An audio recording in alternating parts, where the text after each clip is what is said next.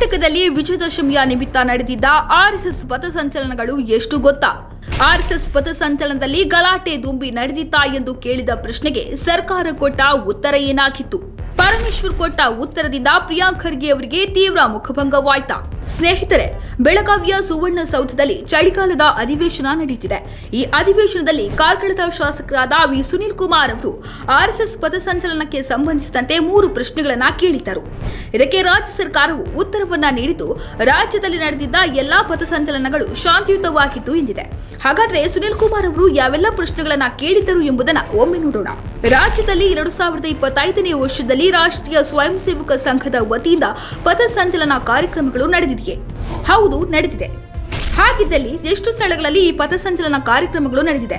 ಈ ಪಥಸಂಚಲನದಲ್ಲಿ ಪಾಲ್ಗೊಂಡ ಸ್ವಯಂ ಸೇವಕರ ಸಂಖ್ಯೆ ಎಷ್ಟು? ರಾಜ್ಯದ ಒಟ್ಟು 518 ಸ್ಥಳಗಳಲ್ಲಿ ರಾಷ್ಟ್ರೀಯ ಸ್ವಯಂ ಸೇವಕ ಸಂಘದ ಪಥಸಂಚಲನ ಕಾರ್ಯಕ್ರಮಗಳು ನಡೆದಿವೆ. ಸದರಿ ಪಥಸಂಚಲನದಲ್ಲಿ ಪಾಲ್ಗೊಂಡ ಜಿಲ್ಲಾವಾರು ಸ್ವಯಂ ಸೇವಕರ ಸಂಖ್ಯೆಯನ್ನು ಅನುಬಂಧದಲ್ಲಿ ನೀಡಲಾಗಿದೆ. ಇದುವರೆಗೂ ನಡೆದಿರುವ ಈ ಪಥಸಂಚಲನದ ಸಂದರ್ಭದಲ್ಲಿ ಗಲಾಟೆ, ದೊಂಬಿಗಳು, ಕೋಮು ಗಲಭೆಗಳು ನಡೆದಿದೆಯೇ? ಇದುವರೆಗೂ ನಡೆದಿರುವ ಈ ಪಥಸಂಚಲನದ ಸಂದರ್ಭದಲ್ಲಿ ಯಾವುದೇ ಗಲಾಟೆ, ದೊಂಬಿಗಳು, ಕೋಮು ಗಲಭೆಗಳು ನಡೆದಿರುವುದಿಲ್ಲ. ರಾಜ್ಯ ಸರ್ಕಾರ ನೀಡಿರುವ ಅನುಬಂಧದ ಪ್ರಕಾರ ರಾಜ್ಯದಲ್ಲಿ ಒಟ್ಟು 518 ಕಡೆಗಳಲ್ಲಿ ಆರ್ಎಸ್ಎಸ್ ಪಥಸಂಚಲನ ನಡೆದಿದ್ದು, ಸರಿಸುಮಾರು 1,35,000ಕ್ಕೂ ಹೆಚ್ಚು ಸ್ವಯಂ ಸೇವಕರು ಭಾಗವಹಿಸಿದ್ದಾರೆ.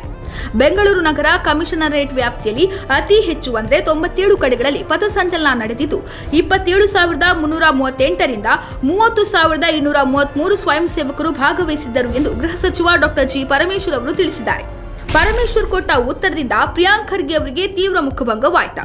ವಿಜಯದಶಮಿ ಉತ್ಸವದ ನಿಮಿತ್ತ ಪ್ರತಿ ವರ್ಷ ದೇಶದಾದ್ಯಂತ ರಾಷ್ಟ್ರೀಯ ಸ್ವಯಂ ಸೇವಕ ಸಂಘದ ಪಥಸಂಚಲನ ಕಾರ್ಯಕ್ರಮಗಳು ನಡೆಯುವುದು ವಾಡಿಕೆ.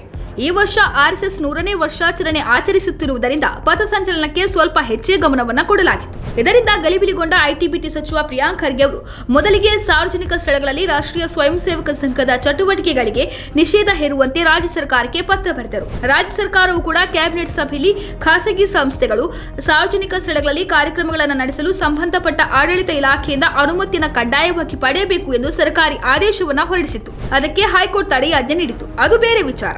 ಇನ್ನು ಪ್ರಿಯಾಂಕ್ ಖರ್ಗೆ ಅವರು ತಮ್ಮ ಸ್ವಕ್ಷೇತ್ರ ಚಿತ್ತಾಪುರದಲ್ಲಿ ಆರ್ಎಸ್ಎಸ್ ಪಥಸಂಚಲನ ಕಾರ್ಯಕ್ರಮ ನಡೆಯದಂತೆ ಇನ್ನಿಲ್ಲದ ಕಸರತ್ತು ನಡೆಸಿದರು. ದಲಿತ ಸಂಘಟನೆಗಳನ್ನ ತಾವೇ ಸ್ಪಾನ್ಸರ್ ಮಾಡಿ ಆರ್ಎಸ್ಎಸ್ ಸಂಘಟನೆಯ ವಿರುದ್ಧ ಎತ್ತಿಕಟ್ಟಿದ್ದರು.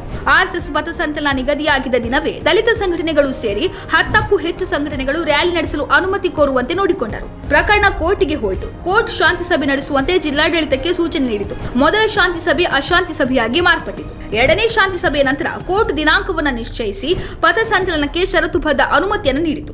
ನ್ಯಾಯಾಲಯದ ಆದೇಶದಂತೆ 350 ಸ್ವಯಂ ಸೇವಕರಿಂದ ಯಾವುದೇ ಗೊಂದಲ ಉಂಟಾಗದೆ ಶಾಂತಿಯುತವಾಗಿ ಪಥಸಂಚಲನ ಕಾರ್ಯಕ್ರಮ ನಡೆಯಿತು. ಇದಲ್ಲದೆ ಪ್ರಿಯಾಂಕ್ ಖರ್ಗೆ ಅವರು ಆರ್ಎಸ್ಎಸ್ ವಿರುದ್ಧ ಪ್ರತಿನಿತ್ಯ ಒಂದಲ್ಲ ಒಂದು ಮಿಥ್ಯಾರೋಪ ಮಾಡುತ್ತಾ ಬಂದರು. ಆರ್ಎಸ್ಎಸ್ ಪಥಸಂಚಲನದಿಂದ ಸಮಾಜದಲ್ಲಿ ಶಾಂತಿಭಂಗ ಉಂಟಾಗುತ್ತದೆ ಎಂದು ಹೇಳಿದರು. ಇದೀಗ ಅವರೇ ಸಚಿವರಾಗಿರುವ ರಾಜ್ಯದ ಕಾಂಗ್ರೆಸ್ ಸರ್ಕಾರವೇ ಆರ್ಎಸ್ಎಸ್ ಪಥಸಂಚಲನ ಕಾರ್ಯಕ್ರಮದಲ್ಲಿ ಒಂದೇ ಒಂದು ಕಡೆ ಶಾಂತಿಭಂಗ ಉಂಟಾಗಿಲ್ಲ ಎಂದು ಅಧಿಕೃತವಾಗಿ ಹೇಳಿದೆ. ಆರ್ಎಸ್ಎಸ್ ಪಥಸಂಚಲನದಿಂದ ಸಮಾಜದಲ್ಲಿ ಶಾಂತಿಭಂಗವಾಗುತ್ತೆ ಎಂದು ಹೇಳಿದ ಪ್ರಿಯಾಂಕ್ ಖರ್ಗೆ ಅವರಿಗೆ ತೀವ್ರ ಮುಖಭಂಗವಾದಂತಾಗಿದೆ. ಈ ಮೂಲಕ ಆರ್ಎಸ್ಎಸ್ ಶಾಂತಿಭಂಗ ಮಾಡುವ ಸಂಘಟನೆಯಲ್ಲ ಎಂದು ಮತ್ತೊಮ್ಮೆ ಸಾಬೀತು ಮಾಡಿದೆ.